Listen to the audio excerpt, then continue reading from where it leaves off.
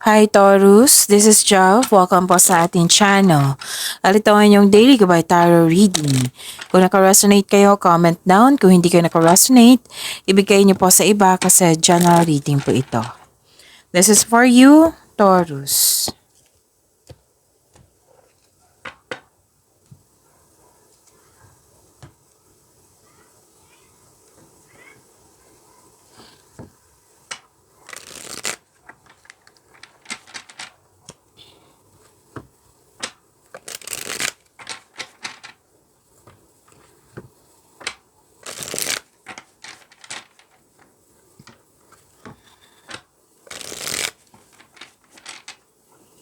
Para po ito sa inyo, Taurus.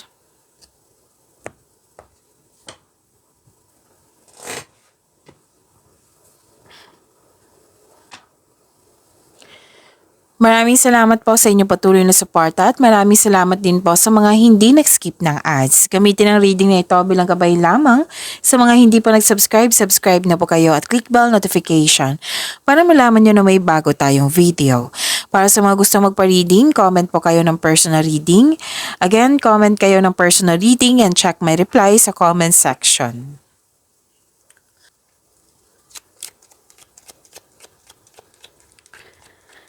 Mga ganap po para kay Taurus, I need 3 cards po.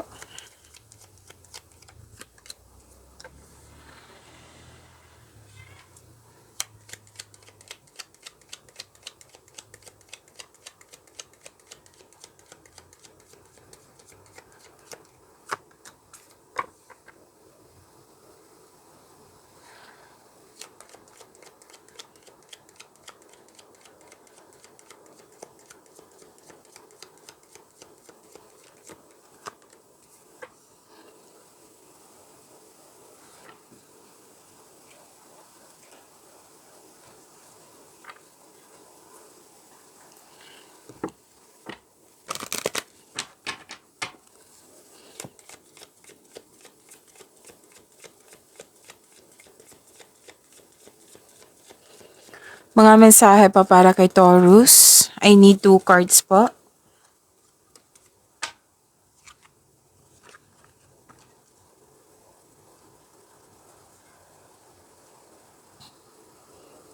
Taurus, may offer, proposal, nag-uusap kayo sa isang tao na may agreement, promises, commitment. May nakita kong kontrata dito. Oo. At para dun sa buhay pag-ibig po ito na bagong pasok sa buhay ng pag-ibig, bagong relasyon, engagement, proposal, kasal, ikakasal. May nag-uusap rin dito sa marriage contract. May importanteng desisyon, may importanteng ganap sa inyong passion. Mag-ingat kasi nagalit ka dito na nasaktan kaya ka nagkaroon ng argument. Special event, public event, party, reunion, togetherness, celebration. May nakita kong ganyan. Ang ilan sa inyo dito nag-alala. So, huwag kayong mag-alala. Okay? At it might mean may hinihintay kayo. Nothing is yet set in stone. And the answers you need are coming. So, may solusyon sa inyong problema, sagot sa inyong mga katanungan.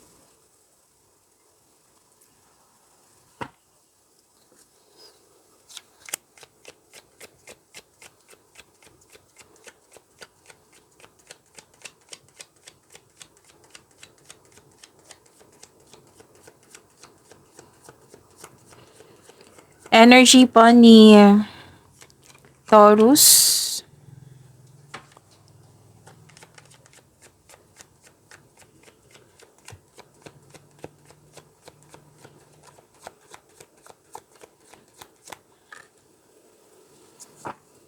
Kung may narinig kayo or may nakita kayong repeating message, meaning to say pinupush ng cards niyan.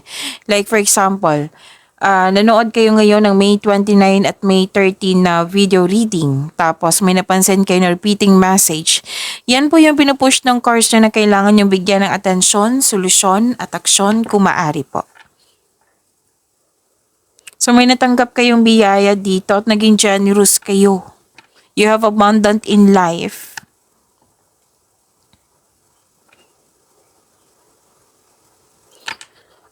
Kayo po ay practical, mahusay sa buhay, maparaan at mapasuporta. Maraming nakadepende sa iyo. Nakikita ko rito may inaalagaan ka. Pwedeng pera, pwedeng ipon, pwedeng tao. May support din kayong natanggap from this group of people.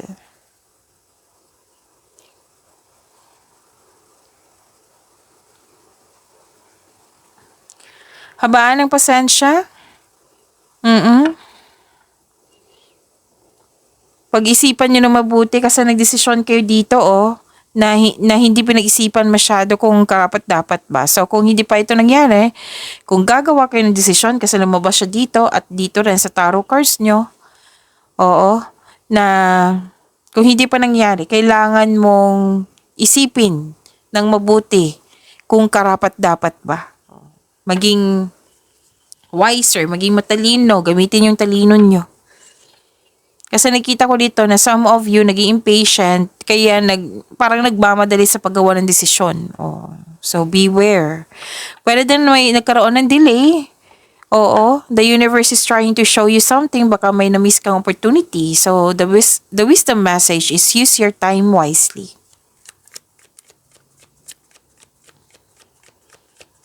Career and money po ni Taurus.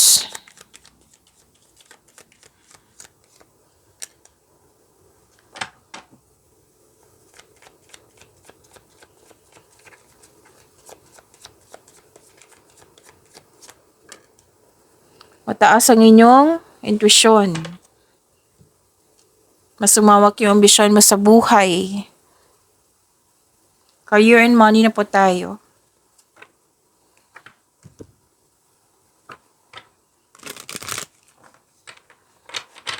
Okay. Di ba may saan nasabi akong kontrata kanina sa oracle cards nyo dito? Oo. So, basahin nyo po ng mabuti, sabi po ng card. Kasi mukhang may hidden charges or may madiscover kayong too good to be true. Kaya mag-ingat po, be wiser. Okay? So, mag-ingat. Kasi kontrata to eh. May malalaman kayong sekreto, may malalaman kayong manloloko or nanloko sa'yo. Kasi nga, mataas ang inyong intuition. Kailangan mo makinig sa inyong intuition kung maaari po. Kasi may deception dito, panlinin lang. It might be conscious na conscious kayo ngayon kasi tinatap kayo na inyong intuition. At may nakita ko ditong tutol sa inyong ideas or plano. Oo, pwedeng nangyari na ito sa nakaraan or kahapon. Pero ngayon, nag-let go ka na. You're healing yourself from a heartbreak, sa masasakit po. Yung nag-move forward kayo kahit nasaktan ka. This is releasing releasing the pain. So now, nag-focus kayo sa present para sa may better outcome sa future. May paalala lang card nyo dito na huwag nyo dalhin yung mga masasakit na alaala sa nakaraan sa present. Kasi nakita ko dito na naapektuhan talaga kayo. Kailangan ng healing yan.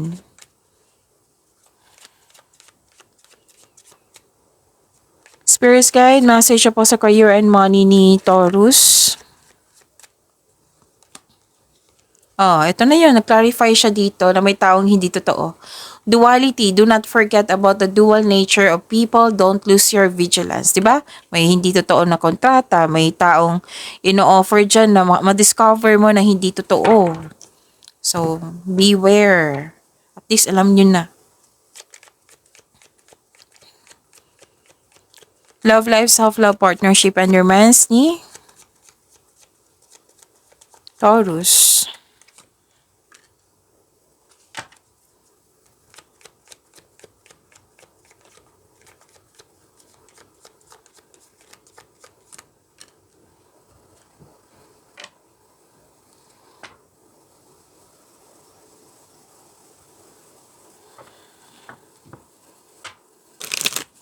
Umiiwas ka na dito.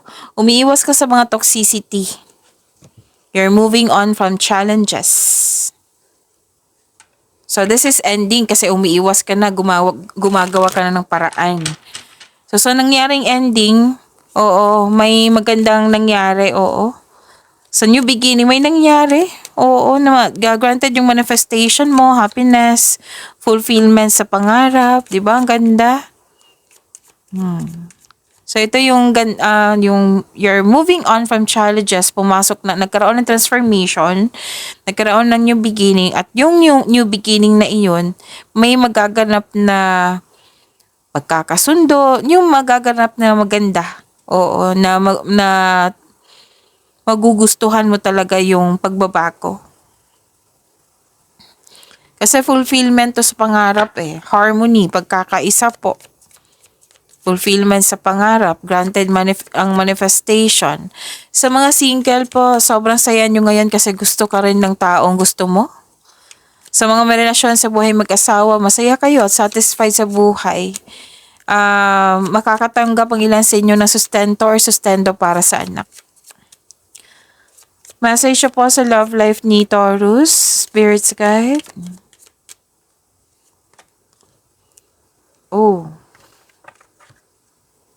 Third party situation. Other people may be interfering with this relationship and deeming its full potential.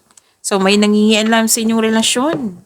It might be, this is literal na third party concern. So, sana'y, ayun, mapag-usapan nyo yan at maayos.